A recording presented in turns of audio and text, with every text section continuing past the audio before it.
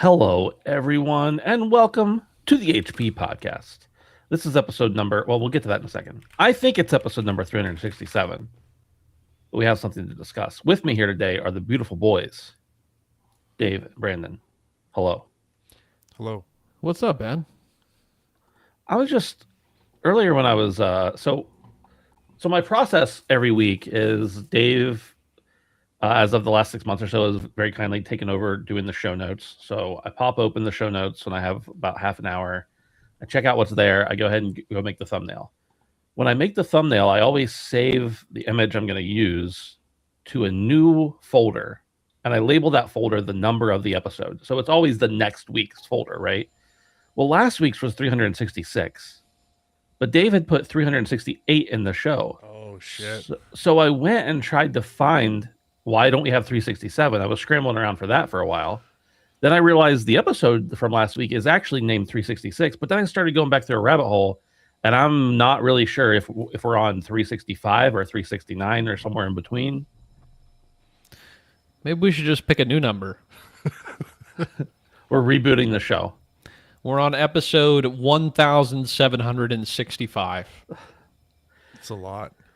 We probably, it's not that impressive to anybody, but I went and redid the website recently, like yesterday.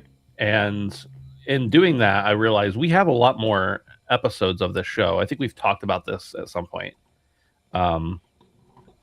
We have a lot more episodes of the show than that are named as episodes. Because like the first few episodes, we had some interviews and some like one-off reviews and stuff like that.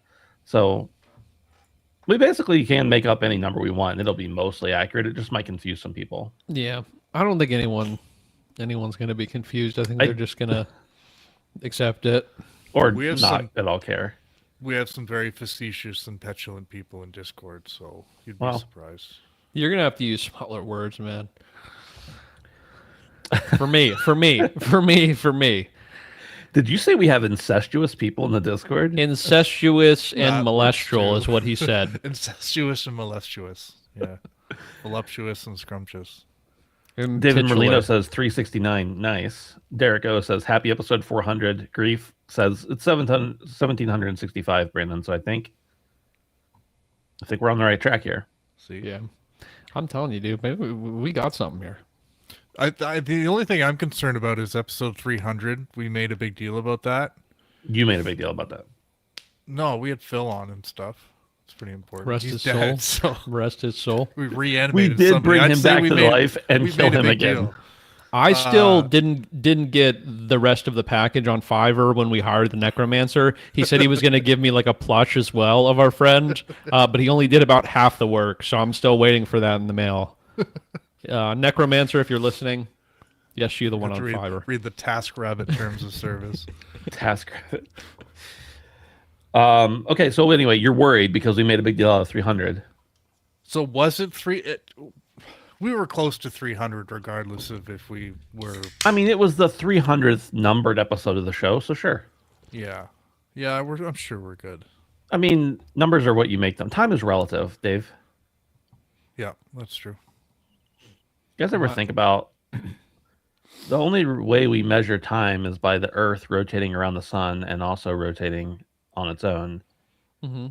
If, for just a moment, let's pretend like the entire world wouldn't burn up if that all stopped happening. If the sun stopped, or if we stopped turning around the sun and the planet also stopped rotating, time would still pass, but we would not be able to measure it. No. Time so is it still time passing? Time is or a are we flat living circle. in an infinite loop? It's a construct, man. Don't think about these things at 3 a.m. when you're trying to sleep. I can tell you from personal experience. That's my new rabbit hole on YouTube. So I watch YouTube before I go to bed. Watching me sleep? That too, but just you can't find the camera, Ben. Comforts Dave. every I clicked on one like space video, and now that's all I'm getting. And the one I got a couple nights ago was what would happen if a black hole entered our galaxy. Yeah. mind fuck. So we'd know like 99, like 100 years in advance. Like that's when we'd first see it. We'd start to see like weird little distortions really far out, and then for the next 100 years, we just watch this thing slowly panic. swallow our galaxy. The good thing is before it reached us, it would probably hurl an asteroid or a comet towards Earth. That would kill us then, rather than us waiting for our slow demise. Oh, But the good. weird thing is there's also a chance that it would actually it wouldn't swallow Earth, but it would chuck Earth out to space, and we just Knock kind it out of of the float off. gravitational pull. Yeah. Exactly. Yeah. Wild shit. That would really fuck with time. Yeah. But you would still know the passage of time would still exist, but we wouldn't be able to measure it if we were all dead. That really doesn't sound like a fun time. Hey. The thing that really messes with me is like they talk about sometimes like, oh, if this meteor would have come this much closer to Earth, it would have landed and destroyed everything and destroyed our ecosystems. We'd all die. It'd be an extinction event, whatever. And like it's not that big of a meteor or object that needs to do that in order for us to be gone as we know it. And that's fine, whatever. It's unavoidable. If it's going to happen, we're not going to stop it. But part of me is like, couldn't it just be like the size of another planet, so we just die immediately instead of having it come and bring upon like a new apocalypse and have to suffer through that? Like if I'm going to die to a meteor, I want it to be quick. Dude, I don't. I want to live through the whole like societal collapse, man. I don't know. Brandon, you won't make it. And He that's played okay. The Last of Us. He's good. No. And that's okay, but what I'm saying is that living through that would make you realize on a day-to-day basis now, with that not having happened, would make you realize how little everything actually matters. Yeah. Nothing matters. Nothing ever matters. Everything we do, all these social niceties, all of these constructs, this paper that we use to exchange goods as if it's worth anything but cotton, none of it matters. Nothing matters. We are monkey people on a floating rock that may explode at any moment for no apparent reason, and we don't understand any of it. I 100% agree with you, Brandon. But also, do you think anyone would actually be able to appreciate that as they are digging through the garbage trying to find a can of beans to eat in the middle of a Mad Max style apocalypse? Mm-hmm. And potentially zombies are at play. Like why not throw them in there? You never know. Derek says I'm too high for this episode. I was just thinking we should be high for this stuff. Yeah, but shit, good man. for you, Derek. That's a good point. I think the beer tap on the desk would come in really handy if that happened, actually. I might be able to open a bar in my office. I've also been thinking about like the speed of light, and we don't actually fully understand. Sorry, this is just where my brain's going. I don't have anybody else to talk about with this stuff with. We don't actually fully know the speed of light because we don't we've measured it from the sun, and we measure other places based on what we think that is, but we don't actually 100% know how far we are from the sun. We have a guess, and then we based what we think the speed of light is. We use that to determine how far we are from the sun, because you can't actually get to the sun to measure it. So what if our sun's light goes faster or slower than another light source? And instead of Alpha Centauri being 4 whatever million or 4 whatever light years away, it's actually like 2.5. This is just or like us 70. guessing what episode number we're on. So you're suggesting that, true, Dave. So you're suggesting that there is a possible variable speed of light. Yes. No, I don't know if I'm like How can we postulating not? that. Wait, how can't we measure that though? We can measure the speed of our light. Yeah. We can't measure the speed of all light. Yeah, but isn't all light the same? Is As it? light Because it travels in different frequencies. Yeah, but the speed of sound is the same, and there's different sound waves. Yeah. Is the speed of sound the same on Pluto?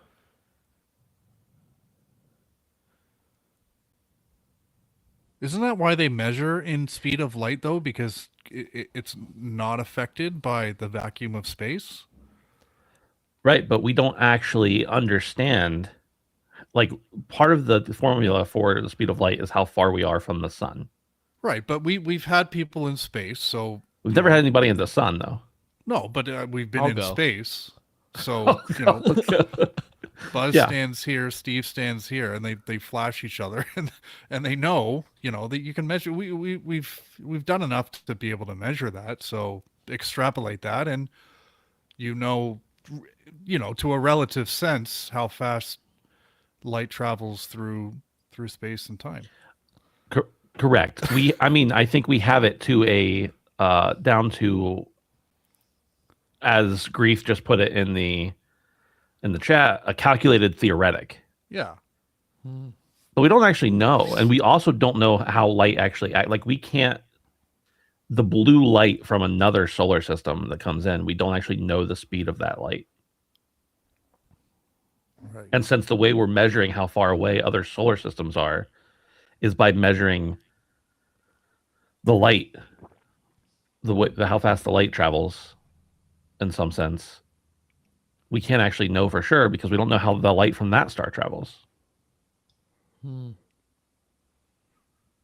But we sent enough probes to the edge of our solar system, our galaxy, to know how quickly that's traveling.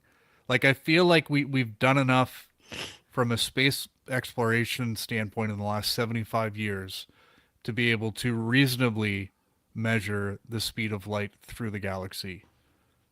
You're right. It's an estimation. It's a ballpark. It's the best guess. But when you're speaking in terms of hundreds of millions of light years, it's a reasonable guess, right? I mean, we're probably within 1%, but that's a pretty big margin of error at that distance. I think we just need to figure out how but- to but- attach but wait, ourselves to light, dude. Then we can go as far as we want. That's fiber optics. I have that in my house. That's not new, Brandon. Come on. We need to become light. You've seen Tron, right? I work in a fiber. I work in a data center. I know light. Well, the other piece of it is that when we do those measurements, it's somewhat based upon the speed of light, which again is not a firm calculation from my understanding. I could be totally wrong and just watch the wrong guy on YouTube or something, but I've thought about a lot of this for many years, and it's just started coming to a point where I'm like, what if all of it's like wrong? Yeah. Dave, on your rabbit hole, try to get into speed of light stuff. I want you to explore more and tell me about it. Okay. Yeah. Cool.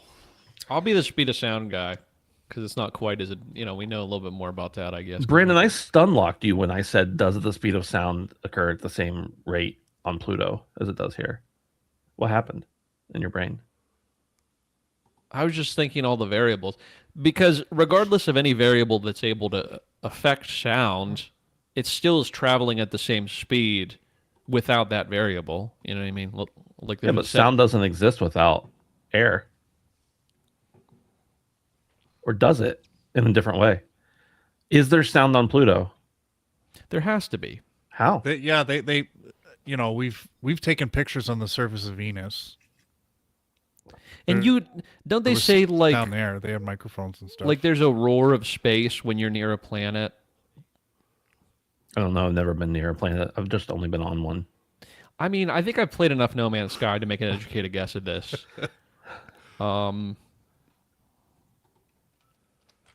I was riding my testicle monster around one of the planets, and I did hear it. I can attest for that. Yeah, that's fair. I mean, that's as good a science as we're going to get, probably. David says, it's throwing me off. It's waffles. No sound if there's no atmosphere to capture sound waves. Right. That's my point. He doesn't know that. He's not been there. So Well, taking his opinion on that is like taking Brandon's opinion on Star Wars.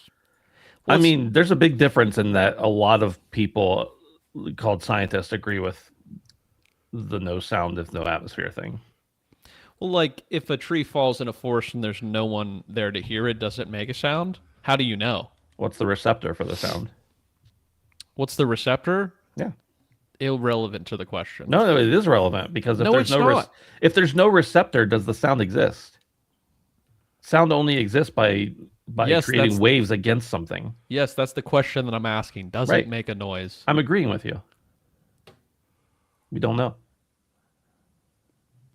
Just like, does a bear shit in the forest? Well, that I think we've pretty much concluded on the Have answer. you ever watched one? Yeah, actually. Oh my god, dude! Write that down. Write that down. Write that down. This is the HP podcast. We talk about video games and all sorts of theoretical stuff that honestly, I mean, I can't 100% say for sure, but I'm pretty sure none of us are high right now. This is the most high we've ever sounded while being completely stone sober.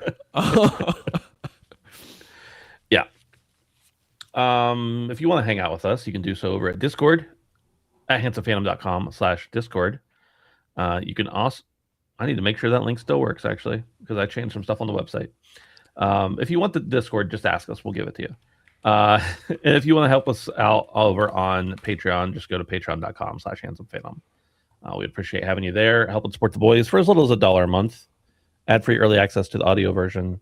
And of course, you can always hang out with us here for the live show on Wednesday nights at 7 p.m. Eastern, except not next week. No show next week.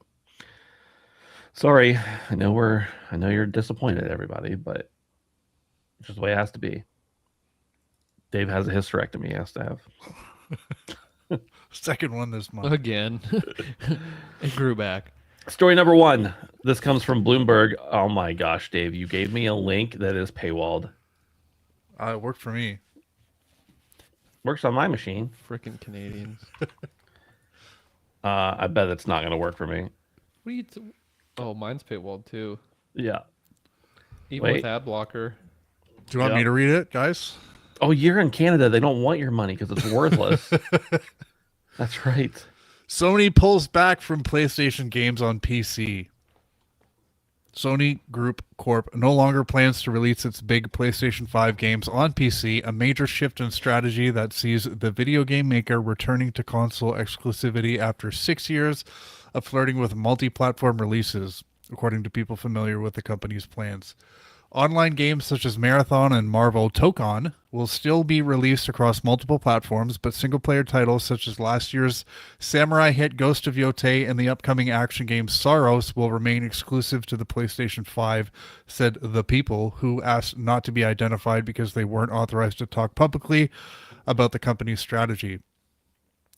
I want to skip ahead to, there are likely a few reasons behind this shift. One is that several recent PlayStation games have not sold well on PC. A faction within PlayStation has also expressed concern that releasing their games on PC risks damaging the console's brand and will hurt sales of the PlayStation 5 and its successors, according to the people familiar with Sony's inner workings. And the article goes on to talk a little bit about Sony's history in single platform and multi-platform. Ben, a lot of talk about this on the internet the last couple days. Do you think this is going to be a major shift back to Sony's traditional model, or do you think there's a chance that Sony could flip-flop back to being multi-platform on PC with some of its exclusives? I think that they will need to do so with some of their exclusives, such as Marathon, right? Like Marathon would not survive, in my opinion, if it were PlayStation exclusive. So I think that they need to do that for some games, hence why they are already. But I think that it's an interesting conundrum, because I think that the console warriors perspective is, oh, we're going to cannibalize sales and yada, yada, yada. And I think Sony's perspective is the juice isn't worth the squeeze. Like, yeah, we're making some money by doing this. I'm not saying this is the right perspective, but I think their perspective is it's only giving us a small percentage of what we're getting on PlayStation, and is it potentially devaluing the brand? They've had a lot of mess ups with ports that have not launched terribly well. They've had some other great ones too. And I think they're just looking at it from could we get this team to be working on something else that would make us more money rather than something that's making us some money? Can we divert resources? It's kind of like the whole, it's like when we talked about Amazon and their game studios. Were they losing money? I don't think by and large that they were. But could the resources for those games have been put into something else that would make them more profits? That's probably what they were thinking. So I don't really love the decision. I think there are very few people who, like if it is for console push, I think there are very few people who are saying I can wait 2 years till it comes to PC, who would then be like, oh, I'll buy a PlayStation to play this now. I think most of those people would just rather skip it if it's not going to be on PC, if that's what they prefer to play on. If it's for profitability type stuff, I think that sucks, but I understand it from a business perspective of if we can maximize this resource and make more money, then we should do that. I really don't think, and I could be wrong, that it has anything to do with devaluing the brand of PlayStation or, just anything like that. I don't think that. I think putting it on multiple other consoles might do that, but putting it on PC is giving it to an audience that's most likely not going to buy a PlayStation already. Also, I thought you'd be interested to know, I use Brave browser. I use the Tor browser, and I was able to pull it up without the paywall. So there's a workaround for you guys. Brandon, your thoughts? I think it's kind of a silly decision. I think that they've been kind of choosy about what they've put out to begin with, and I don't know why they wouldn't continue to do that. I agree something like Marathon, games like this will continue to be released on PC when it's advantageous to them. I agree with you as well, Ben, in the sense that I don't think that putting these games out on PC does devalue the brand whatsoever. I think that's a convenient thing to put out there that will, say, hey, rah rah, we're taking care of our brand first. But at the end of the day, I mean, I don't really think, you said the juice isn't worth the squeeze, but like, I don't really think that much work needs to be put into these games to get them on PC, when most games are natively developed on PC to begin with and then get switched over. You know what I mean? And so, I don't know. I just think it's silly to kind of alienate a separate form of income when they're so desperately hurting for a win right now, and they're so desperately hurting for money, clearly. I think that this is a step in the wrong direction. And, PlayStation just continues to show that their leadership almost refuses to not continually step on their own feet while trying to move forward and end up falling flat on their face. So, yeah, I just think this is silly. I think it's stupid. It's very anti-consumer. It's not surprising from a company like Sony, like PlayStation, that they would end up doing something like this and rescinding it after something good happened. It's just disappointing more than anything else. So, I have two things to say. One, I think that there may be another factor that is, for anything, I don't know how they're handling this with Marathon. I guess maybe because it's a Bungie game, it's a little different. But like I know with Helldivers, remember the whole sign-in fiasco, making you sign into PlayStation, stuff like that. I think that that's created a big wedge, and I don't think that that's something that PlayStation is likely to want to give in on with other future titles, because they want to talk about, they have a very strict ecosystem that they want to keep, and they can't enforce that without having, the PlayStation connection there. So that might be another factor too. I don't know. The second thing I wanted to mention, well, I lost it. Dang it. Yeah, you said PlayStation's very clearly hurting for money right now. Well, what makes you say that? They're like showing record profits. Well, I guess when I say hurting for money, maybe not like, let me rephrase that. I feel like they've wasted a lot of money. I think that might be fair, yeah. Even if they're doing well, I guess that's what I meant more than like hurting for money. They've spent a lot of money and got no return. And so they're positioning this PC stuff to be the same thing, and they're going to nip it in the bud before it continues. But I completely disagree. We'll go back to the juice isn't worth the squeeze. It's like you already have the product, you already have the fruit, and there's very little you have to do to mechanically squeeze it out and potentially sell more. And you got the fruit, you just need to put it in a different basket. That's what I'm saying. It's like, if there's a chance of you selling any of it, yes, you will have some upfront cost to get it on another platform, and you won't get as much money. But the idea is that you really want to recoup cost in any way you can. I'm not saying you want to be more like Xbox and put yourself everywhere, but they weren't even doing that to begin with. They were trying to recoup on some of their best games that they've ever made that people will be hungry for no matter what. Even if it didn't reach the projected sales, it's like these things sometimes trickle over time, and I feel like you cannot scoff at things that might not sell up front. The trickle buys do add up over a long period of time, and I just think this is another foolish, very foolish step that PlayStation has made in a long line of idiotic things they've done in the past 5 years.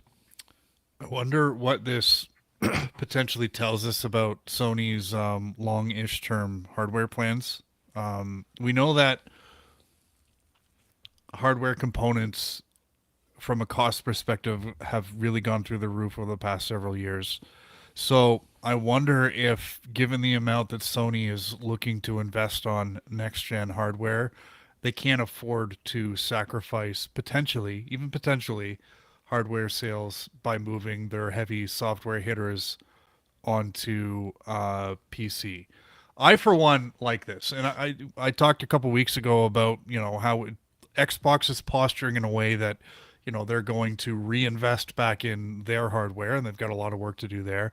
And I really like the console wars and this idea that, like, if you want to play God of War, you have to have a PlayStation. I'm okay with that. I mean, I think that breeds really, really good product, and it breeds really, really good competition. So I'm not one of the people who's like, I don't want people who don't have a PlayStation to play God of War. I don't care about that. But when I know that title is only on PlayStation, it makes me feel better about my investment in a PlayStation 5 or whatever it is. So I know that's stupid, but it's, I'm okay with this. At the end of the day, there's a cost to everything. And if Sony is not selling enough copies at a 30% cut on Steam to justify, making that move, then it doesn't make sense. Microsoft games sell really well on PlayStation because that's where the player base is.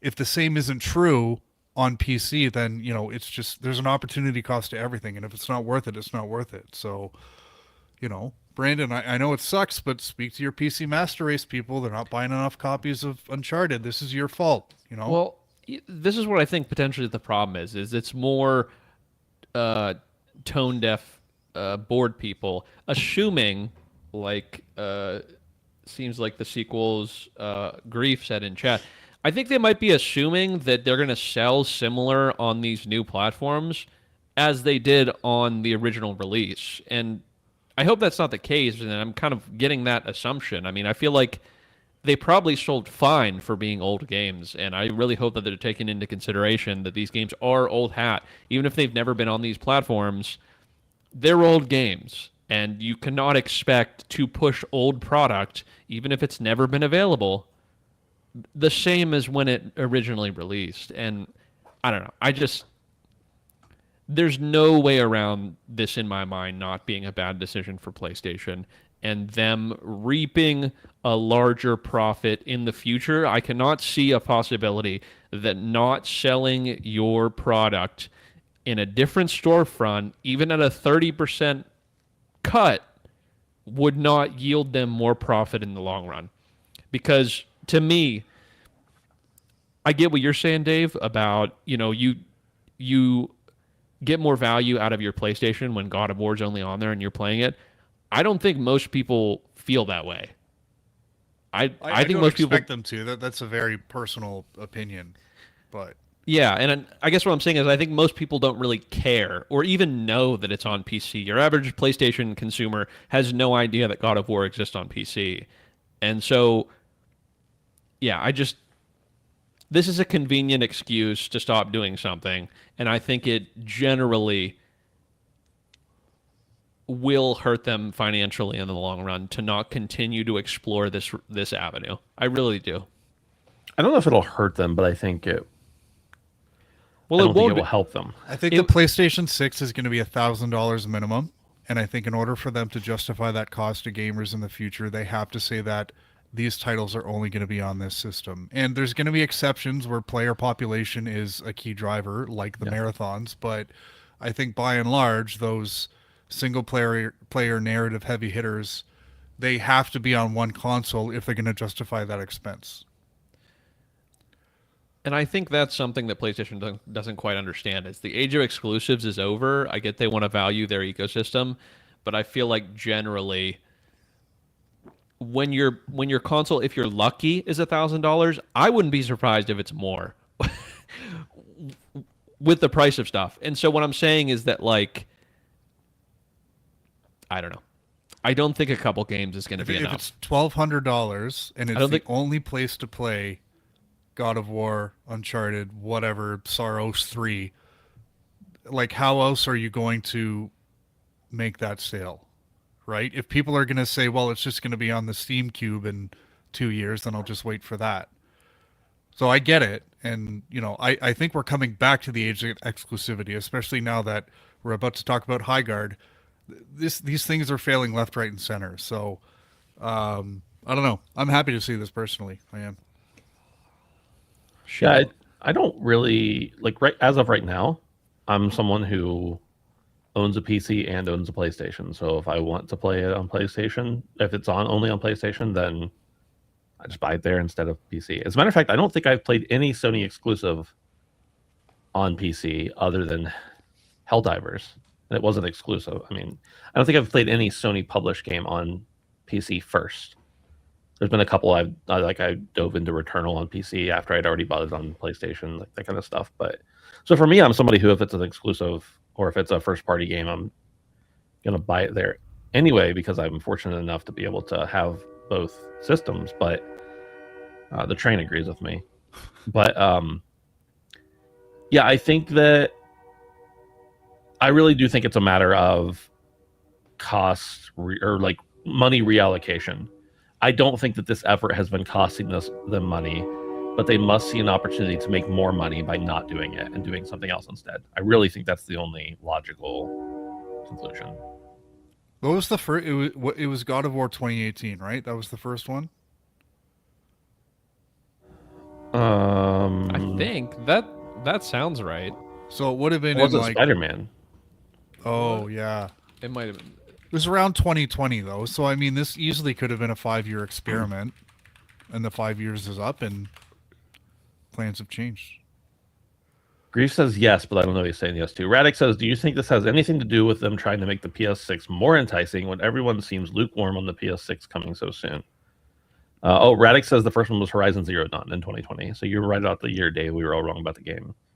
But they were close. Like, there was Horizon, there was God of War, there was Spider-Man, there was Uncharted, all within fairly close proximity. Right. And then since then, there wasn't real, like, Death Stranding. That's a bit of a weird one, but yeah. Yeah. Technically, it seems like there that was a wasn't lot at published on first, PC by and them. then yeah. Yeah, I mean, I don't think it's because of that. Personally, I don't think that they're just that it's people don't like the PS6. Let's pull it from PC, so they have to come. I don't think that's the case. I do think that they think it makes them more appealing to buy the platform or to buy the console. I don't know if it makes it more appealing for. There are some people who are just never going to buy. Like, they have a PC, and they can play most things on it. And if there's some stuff they can't play, they can't play it. They have that PC for work. They have it for play. They have it for the family. Whatever. They're not going to also invest in a console, and that's just going to be the standard for some group of people. Will never buy your game if it's not on PC. But that's okay, I guess. You know, there are some people who are never going to buy into your ecosystem regardless, and you can't always win them. So, and I guess to go back to what I was saying earlier is that I agree with you, Dave. I think that will be their push to maybe try and entice people. But with the cost of a PC and the cost of a PlayStation being relatively similar, I just don't know that a couple exclusive pieces of software is going to stop people from deciding if they can play every game that's ever existed on PC or they could play some of the games that they want to on PlayStation. I think that no matter how enticing they make their ecosystem with exclusives, the creep of console is going to make PC look more enticing every single day, and we've been saying that for a long time. So, I think Dave or somebody brought up an interesting point about the Steam Cube, the Steam machine, The Steam Cube. That's what they should have called it. That the would've Gabe been Cube. nice. What is it? Is it Steam Machine? the Steam machine. Yeah, Steam Machine. I think that's a really interesting point. I hadn't really fully considered. That is going to make buying on Steam way more appealing. I don't know if that factored into their decision making or not. Whatever, but that is, I mean, the people who live and die by consoles don't do it because most of them don't do it because they think it's superior. They do it because it fits a lot of their. They don't want a lot of trouble with troubleshooting computers. They want to sit on their couch and play and not have to worry about running cords and weird stuff like that. Like there's a lot of form factor stuff that the Steam machine will solve, and therefore why not buy it on Steam if it's on Steam instead of buying a brand new system? And then they do lose 30%. So that could be a factor, but I don't know that the Steam machine is going to sell enough to put a big dent in Sony's business, but maybe there's a consideration. But I don't think it's the consideration. Speaking of related, unrelated, RIP Steam Deck. What? Didn't they just say that they've stopped making Steam Decks? All that are made are the only ones that are going to be left made? I think I saw something about that they weren't going to be putting out anymore, but they're still for sale on the store. Valve has They're going to do another one at some point.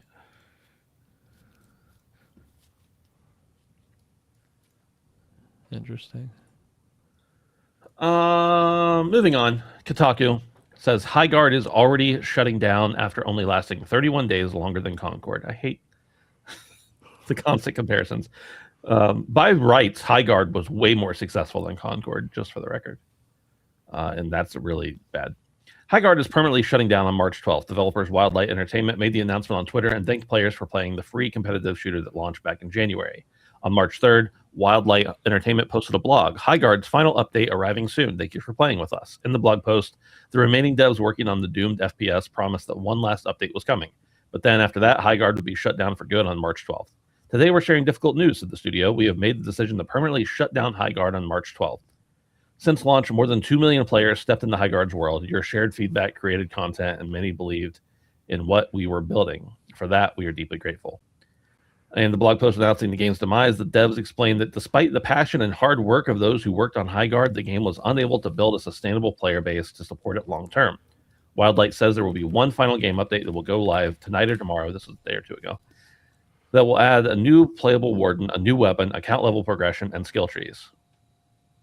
We hope you'll jump in with us one more time to show your support and get those final great matches in while we still can.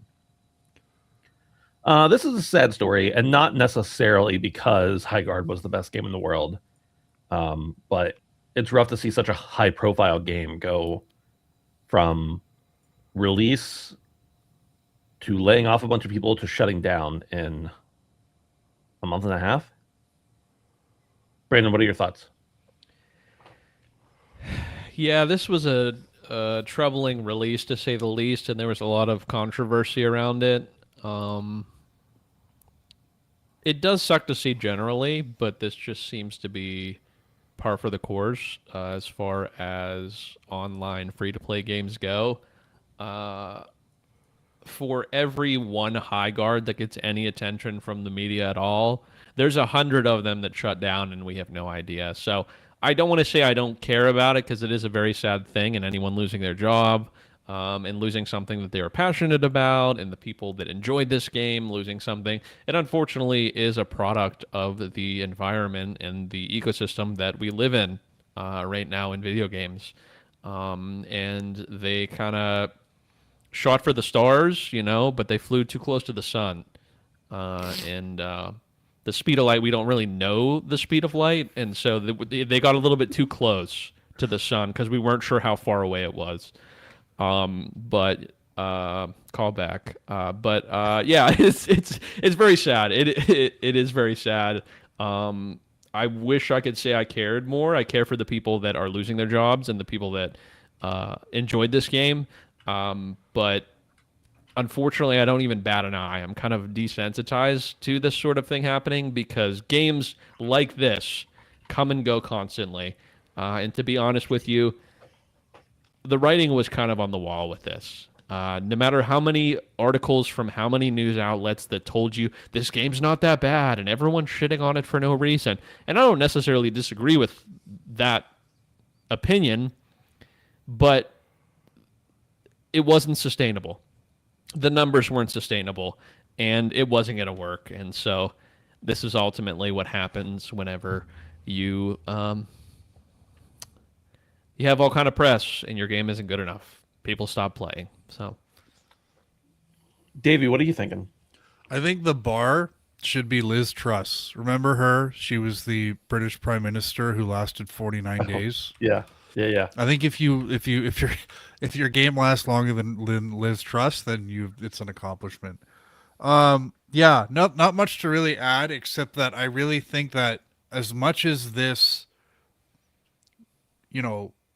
genre, games as a service, competitive shooter, free to play, as much money as this genre is generating, I really think it's been proven time and time again to be an oligopoly. There's only a few games that are ever going to succeed in this arena, and I think they're established as Warzone, Overwatch, Apex, a couple of others. But for as many that have tried to break in, and not from small studios, but from some pretty heavy hitters. Let's not forget about XDefy. And I know we always talk about, Concord and Highguard and Fair Game $. That's probably gone too. There are some big ones that have come from heavy hitters that have failed. And I think it's because, these games are designed in a way to keep you in their ecosystem as long as possible. And the ones that have done it well are doing it well for a reason. And those players are not going to leave for anything. And just to note, I don't know that Highguard probably saw Overwatch's like mini little resurgent here coming, but the timing really fucked with them because I think that was the audience that maybe they were going after, and with kind of the fallout of Overwatch 2, there may have been an opportunity there, and I can't blame them for trying to go after that audience. But at the end of the day, like, more of these games are failing than are succeeding, and as Brandon said, it sucks to see people lose their job, but I hope that we see less of these games come out and more good games that are not trying to, suck you in with a free to play promise and then, just get you to spend money in their games as a service model. So yeah, it sucks, but hopefully publishers and developers will start to learn that we don't need any more of these. Yeah, I think that's I mean, I agree to some extent, but also, like, if we don't want developers and publishers to take risks on stuff, then we'll never get cool stuff like Arc Raiders. Like, by the You think book, Highguard was a risk? I think part of the reason why Clearly. Highguard died as quickly as it did is because it wasn't a risk. It was derivative. It had no personality. There was nothing to set apart from horses. It not taking a risk was the problem. well, I don't mean specifically with Highguard. I wasn't referring to that, but the thing I've seen, the constant refrain I've seen a lot is no one asked for this, and it's like, well, no one asked for most games, like, exactly as they are. Yeah, and I think the difference is, like, you go to the casino with your last $100 is Highguard, and you go to the casino with $100 and you is Arc just for fun, and you accidentally win. Like, I think that's the difference. Is like, yes, both Arc and Highguard are a risk, but I kind of agree with what Dave's saying here. Is that it's very different scenarios. Highguard put their last $100 on the slots, or bet it all on black, and Arc may have bet a lot, but not everything. The one last thing I'll say is I think it's interesting because this game, 2 minutes after release, was getting down, rated poorly because people just didn't like that it existed. Which I'm okay with review bombing in some instances. That's not one of them. It's like, just because it exists, if it sucks, and it did, okay, that's fine. But they didn't know that before they played it, right? But at the same time, Highguard definitely made more money by all the attention it got, because there had to be some people who played that game and were like, I'll spend $10 on this skin or whatever, that would not have known about the game otherwise. So, like, It was kind of a weird double side of the coin of they got way more hate for no reason because of the publicity, Yeah. but they also probably got way more players than they ever would have gotten otherwise. Yeah. So, no. So, oh, also Ben, related, unrelated. You got one of the YouTubers that I've been watching a lot lately to comment back to your Rage Bait tweet about that. Asmongold? No, Legendary Drop.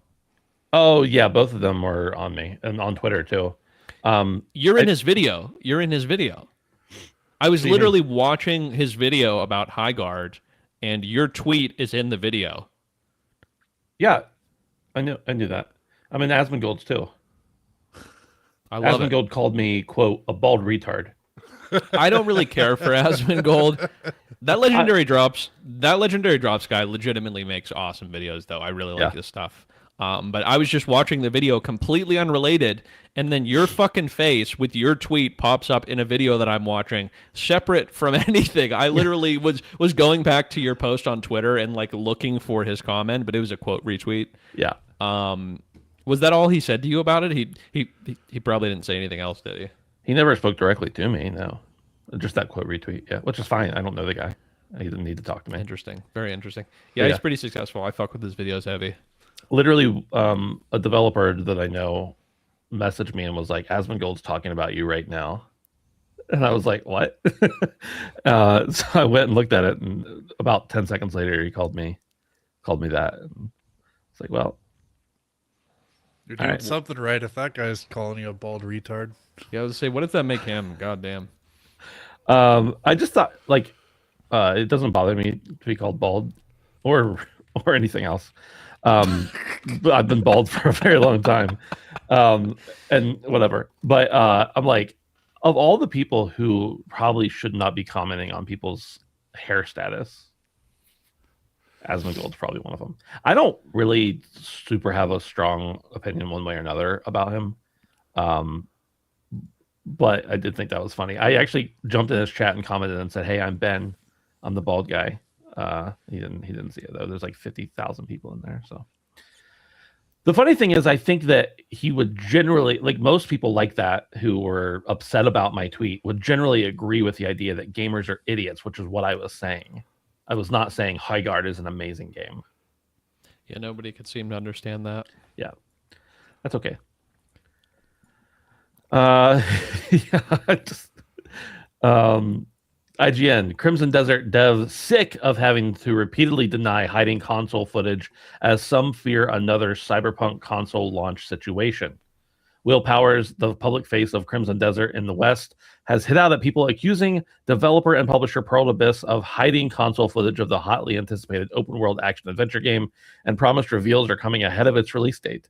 Pearl Abyss has yet to confirm base performance figures for Crimson Desert on consoles, leaving PS5 and Xbox Series X and S owners wondering how it will perform on their platforms. With the disastrous release of Cyberpunk 2077 still fresh in their memory 6 years later, and the backlash developer CD Projekt suffered by not showing off the game on last-gen consoles ahead of launch, some have expressed a concern that Crimson Desert might struggle on PlayStation and Xbox.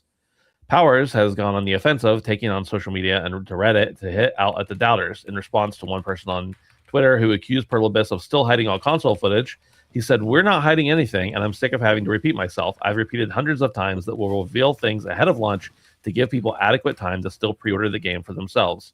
We're saying this openly. Let us cook. Please and thank you." I did see that tweet. I follow Will Powers on Twitter. And first of all, that team has been doing a bang-up job with that game. It's all over my feeds, and like my real-life friends or acquaintances that don't really know about gaming are asking me about it. Like they know about the 3 games they've been playing since 2004. Not really about like brand new up and coming AA games. So I guess that's a AAA. Anyway, Dave, what do you think about this? How do you feel? This game comes out in about 2 weeks. Yep. And they haven't shown console footage yet. I kind of am understanding of the concern that people have about why you haven't shown console footage of your game 2 weeks before its launch. Maybe there's a reason, I don't know, but the way this was handled was pretty poor, in my opinion. I really don't like to see when people from a developer engage in this kind of negativity with, toxic people on social media. I think kind of matching that energy is a very, very bad look. I think from a PR perspective, if there was if you were seeing a lot of people coming out and expressing this, then there's an approach you can take where you put out a very neutral press release that says we're excited to share with you, more footage from the PS5 build soon, something like that. But having a hissy fit on Twitter is a really, really bad look. So I think this was handled poorly, and we've unfortunately seen this a lot. And to Will's credit, I think some people are pretty crazy when it comes to seeking down developers' personal accounts on social media and trying to engage them that way, just people who have not touched grass in a long time. But I think, as I said, matching that energy is never going to lead to a positive result. So, I have some issue in the way this was handled, but at the end of the day, we are living in a post-cyberpunk world, and this is a legitimate concern of, you want me to pre-order your game? Be transparent and show us everything you can. And if you're not, then that's fine, but you're going to see a sacrifice in pre-orders there. So yeah, I mean, this is probably not going to be a big deal in a couple of weeks, but maybe it will be. We'll see. I have a couple thoughts real quick, Brandon. One, how many games do come out and say, this is our game running on PC and this is it running on PlayStation? Like, I don't think a lot of games do that. And that leads into my second point of, well, I don't think people should just be okay taking them at face value. Like, they should see it in action or wait for reviews if they don't want to pre-order it. That's fine. But I think by and large, people are just looking for the next target. We got Highguard shut down. Let's move on to the next thing. Let's look for the next big ticket item that we can really tear apart. And unfortunately, that's just a lot of what the internet, especially in the gaming sphere, has become. Now, I'm not saying there's not due diligence to be done. Of course. Don't pre-order a game that you're not sure about its performance or about how good it is or anything, unless you just are totally okay with whatever happening. I'm not saying that, but like, we're 2 weeks out. Console certifications take a long time. Sometimes the patches don't go through until like the week of game launches, if not later. I think it's a perfectly reasonable thing for them to say, we don't have the footage to show you right now. We'll have it soon. I think it's okay for you also not to pre-order the game, but the constant, like, I don't want to say harassment because that sounds really lame, but harassment of people over something they've already told you, yeah, we'll show it before the game comes out. Don't buy it until you see it. Just can't. I don't know. I don't vibe with that. Yeah, I'm just saying engaging with it is a really bad look. Oh, yeah. I don't disagree with you there. Yep. Yeah. No, I agree with you, Dave. I think that you never pay the troll toll, regardless, but especially when you're in a position that's meaningful in a company. The trolls are going to be there no matter what. You just never pay them. And I tend to agree with Ben as well. I think that whenever things get press or buzz around them, regardless if that's good buzz or bad buzz, in this case, unlike Highguard, it was good buzz. I think the haterade starts drowning out of the pores of these little trolls at that very moment. So, yeah, I tend to agree. I don't love that they haven't showed base console performances, but I also agree with you, Ben. It is, developers do this often. They often show you footage that is on either PC or the best possible console they can, and they've been doing that for years. Even with console games, they've shown us it running on PC before. Now, there might be a little disclaimer, but this is not something new. And I think that even though people are scarred by what happened with Cyberpunk, I think it's a very convenient way for people to be shitty and kind of justify their bad behavior when, in reality, this is how every game is. You wait for it to come out if you're concerned about something, just as you said, Ben, and that's it. It could be awful. We could have another Cyberpunk incident on our hands with base level consoles. Sure. But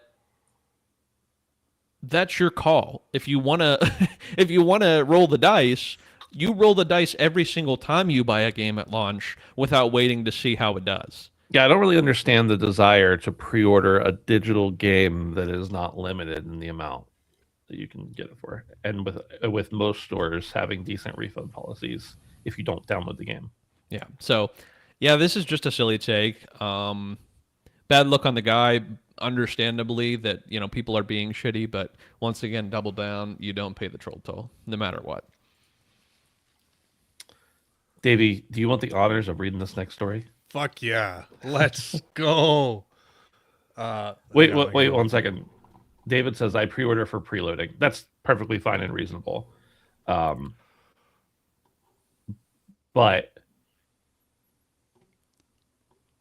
it's 2 weeks out. Like, it's fine. And they've been doing it for 2 weeks past that. In this specific example, that's not the case all the time. But Eurogamer.net reports that The Division 2 is getting a limited time realism mode, making it more grounded and brutal, but there's a catch. Ubisoft and Massive celebrated the 10th anniversary of the Division franchise yesterday on Twitch. It was pretty cool. Tom Clancy's The Division probably isn't going anywhere anytime soon, especially with the next game still deep in development and Massive Studios facing layoffs and high-key staff departures. Quietly but steadily, the second game in the franchise has retained a loyal following over the years and expanded its horizons with new paid content and substantial free updates. And the content rollout isn't over yet, it seems. Ubisoft and Massive are ready to celebrate the series' 10th anniversary with the realism mode. Revealed as part of an anniversary season video, which you can watch in the article here. Released on the 3rd of March, this alternative mode is turning the looter shooter into a more streamlined and far more punishing experience, which swaps bullet sponge enemies for fragile humans, which better fit the Division's grounded setting. Mind you, the entire game series is heavy in RPG systems, but many casual players always felt a more lethal version of its gunfights would have been interesting to have outside of its survival and BR-oriented efforts. Well, wonder no more, that's exactly what this mode is offering. The article goes on to detail a little bit more about the mode. Couple other things. The Division Resurgence on mobile is officially launching on March 31st. So that's pretty cool.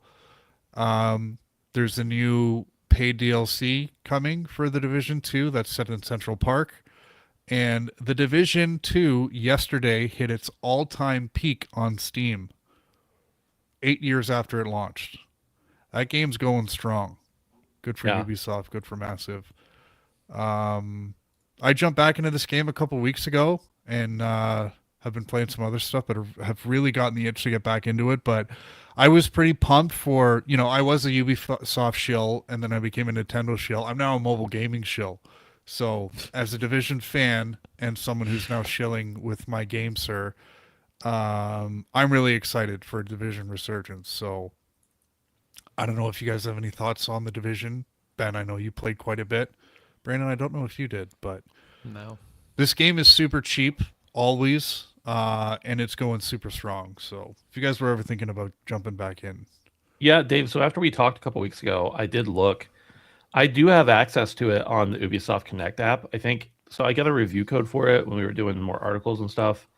I played it a ton. I thought I played it on PS4, but I have access to it on PC as well. But I don't know. It's only like $2.50 on Steam. I might just buy it. If something transfers, great. If not, I'll just play it because I kind of want to jump in with you. Hell yeah. And crossplay, they added crossplay finally. That was one of the other. That was the thing I think people were most excited for. I thought they'd had crossplay. No, they didn't. So it's been added. Okay. Shit. Yeah, I might try it then too. Okay. It is crossplay. But yeah, for all the shit around Ubisoft, it's nice to hear. And again, earlier this year we talked about like their free DLC they added to AC Mirage, and there's so much free content that's been added to Division 2. So it's nice to see that they have some some IP that's still going really strong. Division 3 is in active development, so this franchise is here to stay. The Division 2 is $3. We're gonna get for the base game on Steam right now. Division 3 before Destiny 3 because we got Marathon instead. So let that sink in. That's right. Well, I guess it's time to talk about what we've been playing. Who wants to go first? Did everyone play Marathon? I didn't play Marathon. You didn't play Marathon. I'm gonna buy it no matter what. It's $40 and it's Bungie. I'm gonna play it. So. I played, Dave. I think we talked about it a little bit. You played too, right? I played like 3 matches. Maybe we defer until next week or the week after when it's launched. Okay. I'll just give my very brief thoughts. Sure. Thought it was cool. I was getting crapped on a lot, which probably contributed to me not thinking it was amazing. But I think that certain parts of it are really great. There's some little tweaks to it that I don't like some of the stuff in the menus. I'm like, eh. It didn't have me like yearning to get back to it immediately during that whole weekend. That's a little bit concerning for me. But again, I think part of that was because I was just getting completely destroyed every match I played. So I probably still will play it. Like Brandon said, it's $40. It's Bungie. It's going to be around for a long time, hopefully. I'm sure I'll get into it, but it just I liked it. I didn't love it. The server slam. That's what I'll say. So the tricky thing I had with it was, and that was the big draw for me too. It's a first person Bungie shooter, but it's a game where you have to spend a lot of time not shooting because the NPC enemies are really tough, and sometimes you're not engaged. You're just looting and you're not engaging with other players. A lot of people have reported, not having many encounters. Again, I only played it a few matches, but like, it's a game where you don't shoot a lot, or not as much as you would in Destiny or Halo. So it's my short time playing it, I just wanted to play Destiny because I just wanted to shoot stuff. So that was one thing that was a little bit tricky for me, but again, I didn't play it much, and what shooting I did do felt good. The movement, I hope they tweaked because it felt very like I was walking around in mud. But I do applaud Bungie for using this visual style and really kind of going out on a limb and making it look like a Lady Gaga video. Yeah. Because we get so many kind of post-apocalyptic kind of looking games and stuff like that. So I really applaud for them going in their own direction from an art direction standpoint. So, but yeah, maybe we'll talk about it more in a couple of weeks when it's actually out. Yeah, sounds good to me. Brandon, talk about your other games. Yeah, I played a decent bit of interesting things. I started Pokemon Emerald probably a week or two ago. Said last week I was almost done with it. I finished that up. An amazing game. So very good. I think the only mainline Pokemon games that I've ever finished is Silver and Red. Never Emerald. I've played a lot, not finished a lot. So, Emerald was great. One of the best, honestly. Pretty high up there. I think Silver has been my all-time favorite just because that was like my first love. Not even Soul Silver, like the original.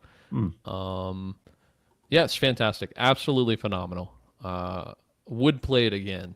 But my push to play these Game Boy games kind of kept me going.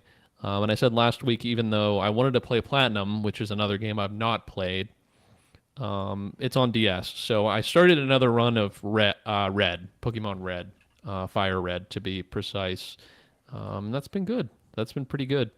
I did abuse a mechanic that's been in the game since its release. The infamous Nugget Bridge mechanic. You essentially fight, I believe, 5 trainers on a bridge, and at the end of the bridge, the guy gives you a nugget. And then he says, "Oh, congratulations, here's your nugget." And that sells for 5,000 in-game currency. And then he says, "Just kidding, I'm Team Rocket," and then you battle him. And then that's it. And then you move on. But if you take a shitty Pokemon in there, one single shitty Pokemon, in my case, it was a level 10 Magikarp, with Splash only learned, which does absolutely nothing, and you die during that encounter, you lose like 200 currency out of your pocket, but then it spawns you back in the Poke Center. And when you walk back to the end of that bridge, guess what he does? He gives you another nugget. So you just keep doing that over and over and over and over again. So I have a fuck ton of money, which doesn't like a fuck ton, hundreds of thousands. How many times did you do it? Probably like 80. What? Okay. Yeah, I mean, I was just mindlessly doing it while I was doing other shit. It was one of those things where like the only thing you actually have to be paying attention for is the walk back, and then you just like sit there and spam A and don't even have to like look at the screen. So yeah, I just did that. I said fuck it. It will fundamentally change the experience in the sense that I will be able to buy whatever I want, like as many potions, as many revives, but I'm still going to have to go through the game. Like, it doesn't completely break it. I don't know if you have the ability to buy rare candies in this game. I can't remember. That will be a little game breaking. But I don't know. We'll see. I'm just having fun with it. So, yeah. What else? I played Super Battle Golf with the boys. It's a game where you golf and you all swing off at the same time. And then you have to obviously get it in the hole as quickly as possible. Pause. But you also have the ability to smack the shit out of your friends, blow them up, run them over with golf carts, shoot them with weapons. All kinds of fun shit. Honestly, it was a riot. Would highly recommend. I feel like it's a smaller studio from what I've kind of gathered from the way the game looks and plays. It seems to be a smaller studio. But that's not me minimizing it or taking anything away from it. I thought it was great. Ben, what did you think? Yeah, I thought it was fun. I think that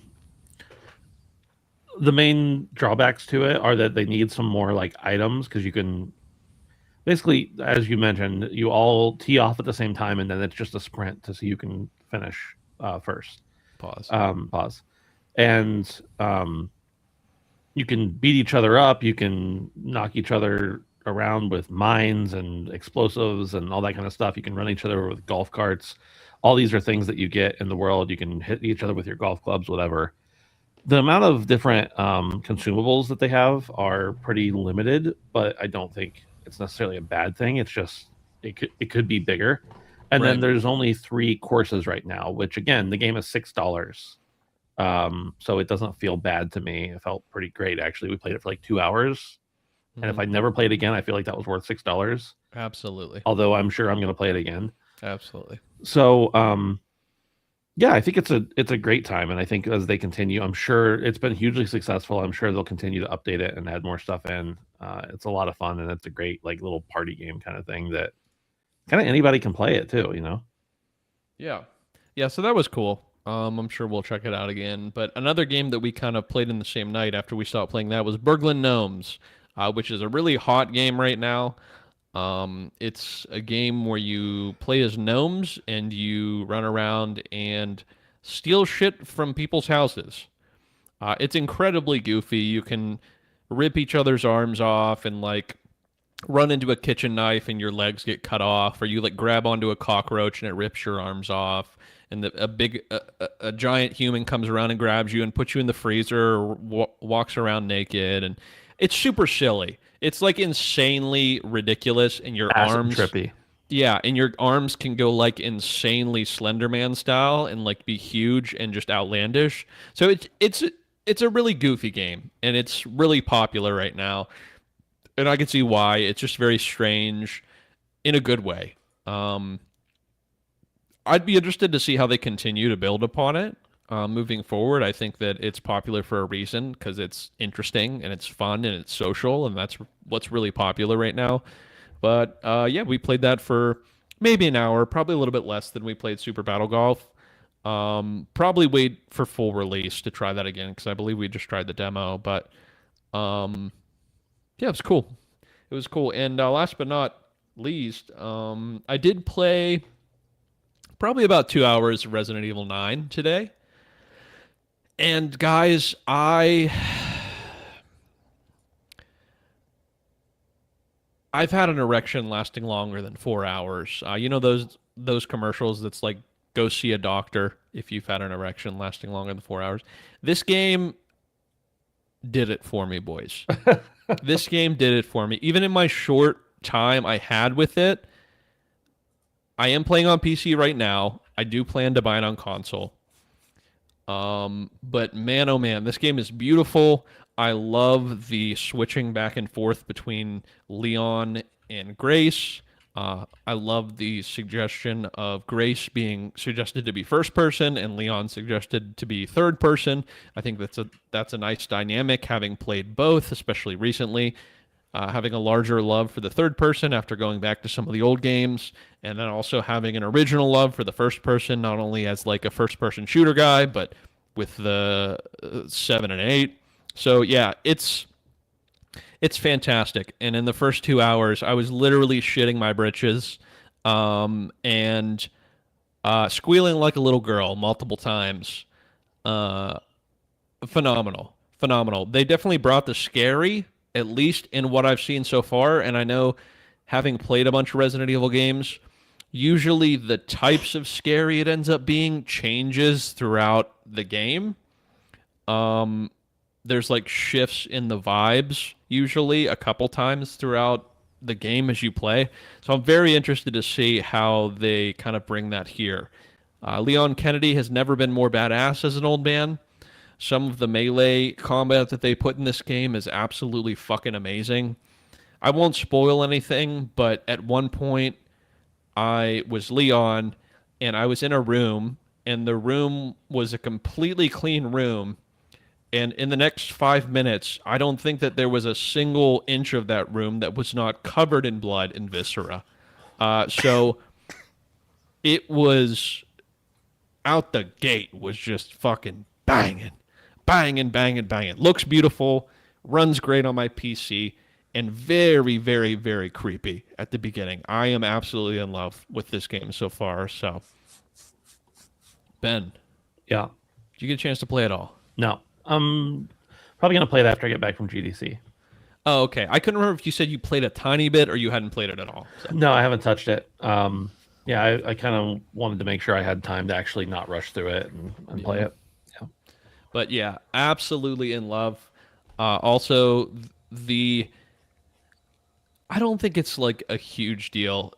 In all the Resident Evil games, there is like a melee mechanic, right, where you can only melee so much before your shit breaks. I think they've taken that away from this game because you appear to be able to sharpen your shit, which is really interesting, and I can see how some people might not like that, but I've enjoyed the time I've had with it, and makes the scarcity of bullets way less scary, and not even in a bad way. It just makes you consider more, and I think they probably adjusted the amount of bullets they gave you, knowing that you will have to spare them and then rely heavily on melee. So Yeah. Leon Sex Kennedy at it again. Yeah, just fantastic, boys. So good so far. I was blown away in the first couple hours. Nice. Oh, and shameless product placement multiple times in the first couple hours. Anything else, Brandon? No, that's it. Davey.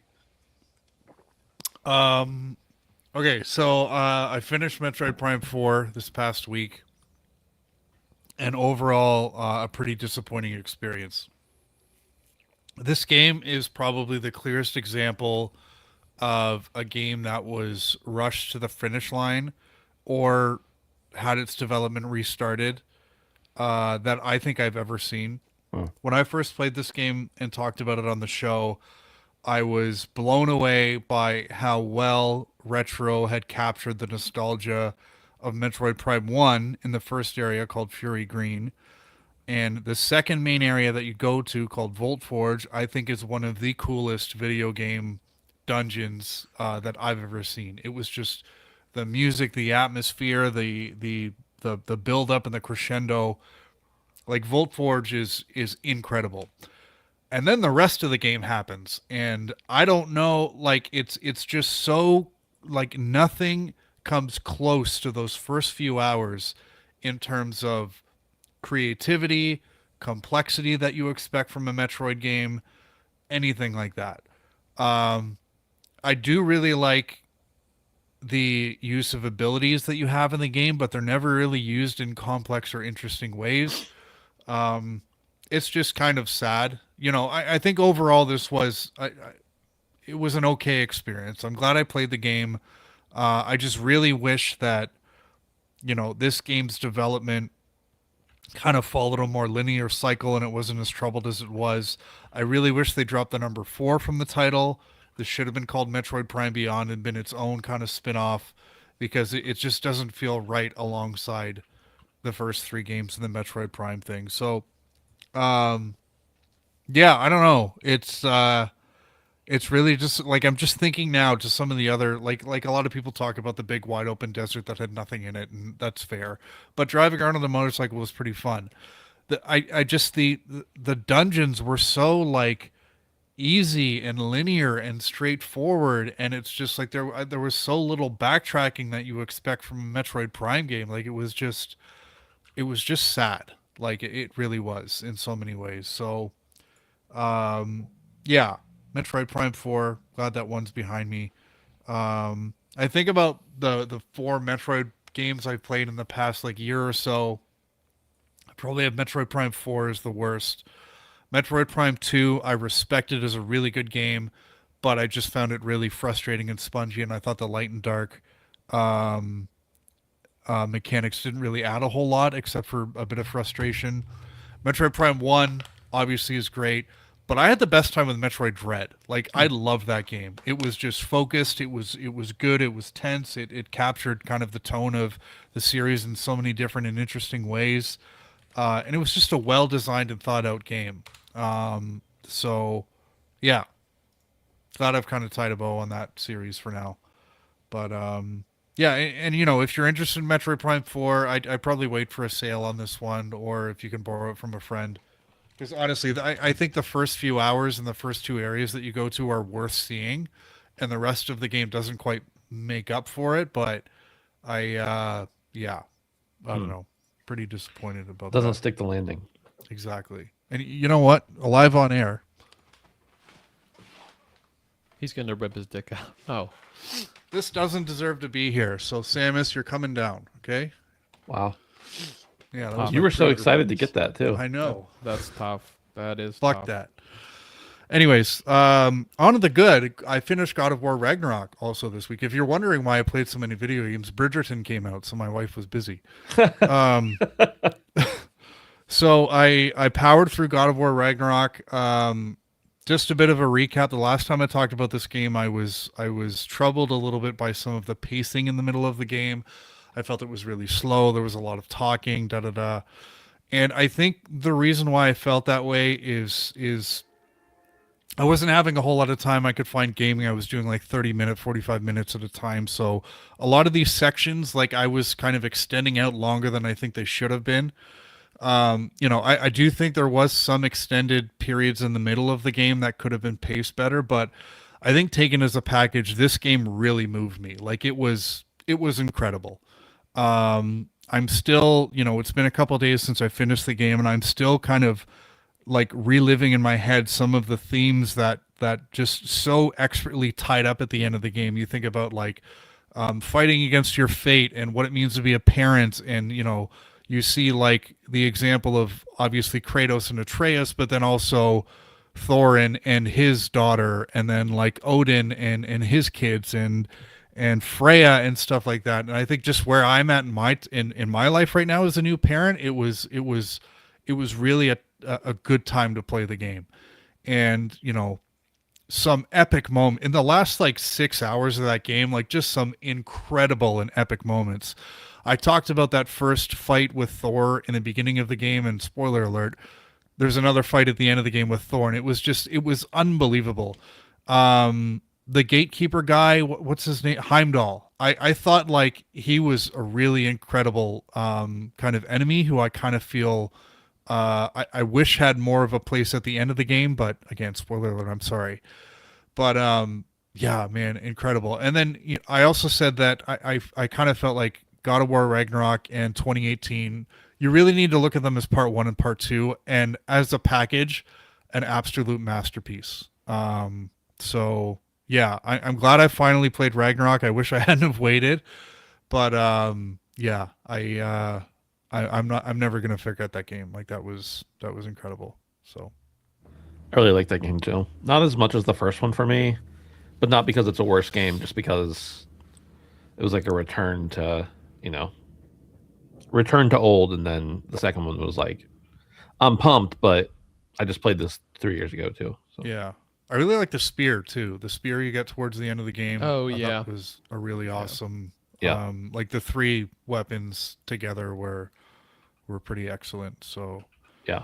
yeah, and last little thing, arc raiders. So the last week I was telling you guys how I got into the last step in the expedition, and then I was just like, I do not have time to grind out everything I need for this expedition. So I think it was on Friday night or something. I just threw on arc raiders. I just wanted to check quickly to see if anything had changed, or I just kind of wanted to check, And like within a minute of me logging in, I get that little pop-up. It says Ben is handsome has invited you to their group, and I'm like, Yeah. oh fuck. And I literally was gonna like play one or two raids, and I thought about sending Ben a message and being like, sorry man, I'm not gonna group up tonight. But then I thought, you know what, I'm gonna group up. So I joined Ben, and I said, and there was a well-spoken fellow playing with him named Mac. And I just said, listen, guys, I was just popping in for one or two raids, and then I'm off for the night.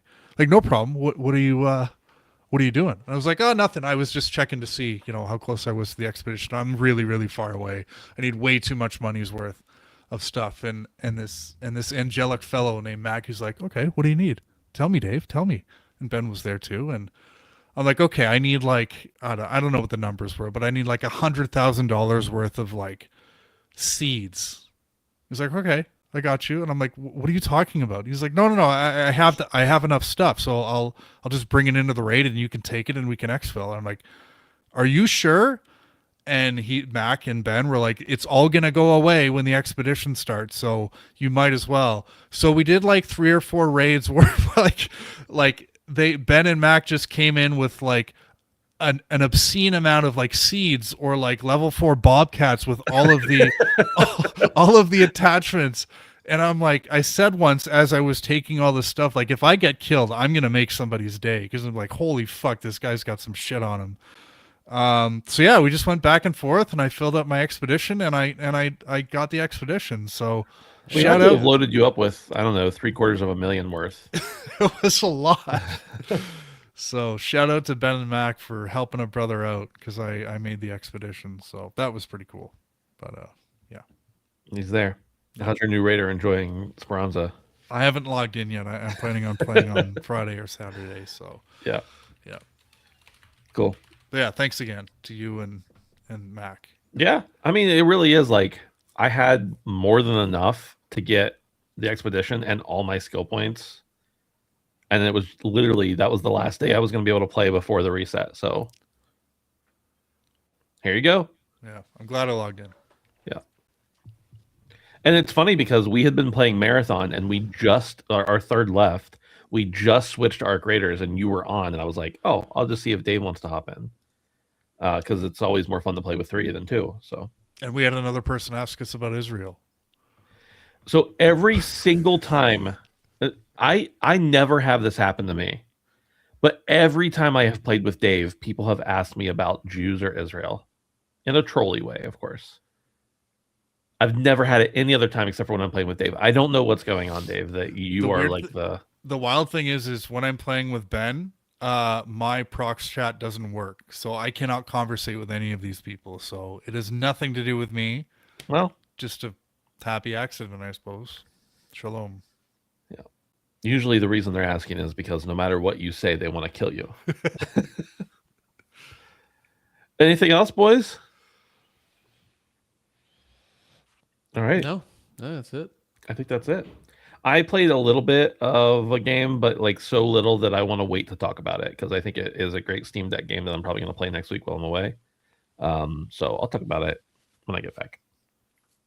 Like I only played like half an hour of it, so it's not worth talking about.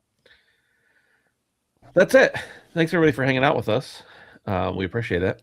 Again, remember, no show next week. We'll be back the week after. Visit us on Discord or hang out with us on Patreon as well. Anything I missed, boys? No. All right. Thanks, everybody. See you in 2